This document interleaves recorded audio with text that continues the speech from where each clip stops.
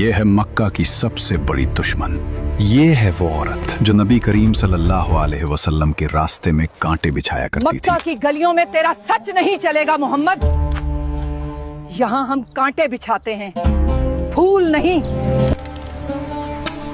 آج اسی گلی سے اس کا گزر ہوگا۔ جس راہ سے رحمت عالم صلی اللہ علیہ وسلم کا گزر ہونا ہوتا، وہاں وہ نفرت اور عداوت کے بیج بو دیا کرتی تھی۔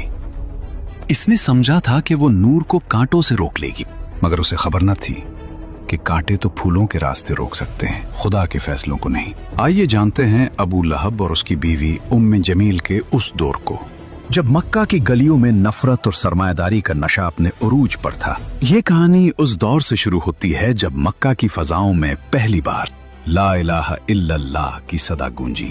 ارے کہاں جا رہے ہوں؟ تمہیں خبر نہیں؟ ایک سچے پیغام دینے والے نے پہاڑی پر سب کو بلایا ہے۔ مگر اس ہجوم میں دو ایسے چہرے بھی تھے جن کی آنکھوں میں نفرت اور غصہ اتر آیا تھا، ابو لہب اور اس کی بیوی ام جمیل۔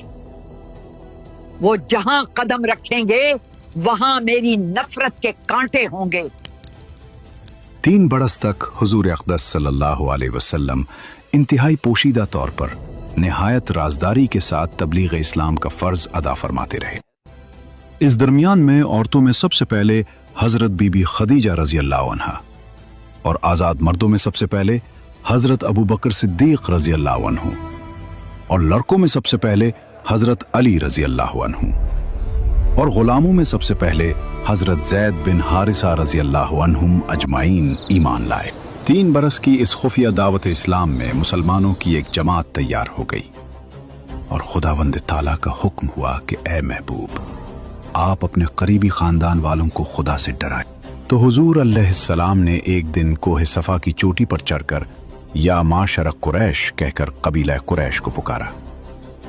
جب سب قریش جمع ہو گئے تو آپ نے فرمایا کہ اے میری قوم، اگر میں تم لوگوں سے یہ کہہ دوں کہ اس پہاڑ کے پیچھے ایک لشکر چھپا ہوا ہے جو تم پر حملہ کرنے والا ہے، تو کیا تم لوگ میری بات کا یقین کر لو گے؟